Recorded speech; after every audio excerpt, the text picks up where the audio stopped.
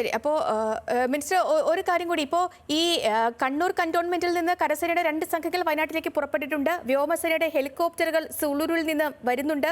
ഒപ്പം തന്നെ ഈ മറ്റ് സേനാ വിഭാഗങ്ങളൊക്കെ ഇപ്പോൾ അവിടേക്ക് പുറപ്പെട്ടിട്ടുണ്ട്. ഇവരൊക്കെ ഇനി എപ്പോഴാകും അവിടേക്ക് എത്തിച്ചേരുക? ഒപ്പം തന്നെ ഈ എയർലിഫ്റ്റിംഗിന്റെ സാധ്യത അത് എങ്ങനെയാണ്?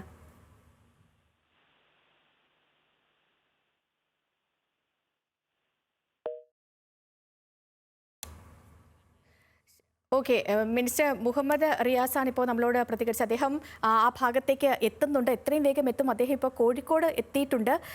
എത്രയും വേഗം തന്നെ അവിടേക്ക് എത്തും. സാധ്യമായ എല്ലാ കാര്യങ്ങളും ചെയ്യുന്നുണ്ട്. ഒപ്പം തന്നെ ഈ സേനാ അംഗങ്ങളെയൊക്കെ ഈ അവിടെ നിലവിൽ പ്രദേശത്ത് നടക്കുന്നത് വളരെ നല്ല രക്ഷാപ്രവർത്തനം അവിടെ പുരോഗമിച്ചുകൊണ്ടിരിക്കുകയാണ്. ഈ ഒരേ ഒരു കാര്യം, നമുക്ക് ഈ ഉരുൾപൊട്ടലിൻ്റെ ഉത്ഭവ കേന്ദ്രമായ 2 സ്ഥലത്തേക്ക്, മുണ്ടക്കൈ, അട്ടമല, ആ ഭാഗങ്ങളിലേക്ക് ഇനിയും എത്താൻ കഴിഞ്ഞിട്ടില്ല എന്നുള്ളൊരു കാര്യമാണ്.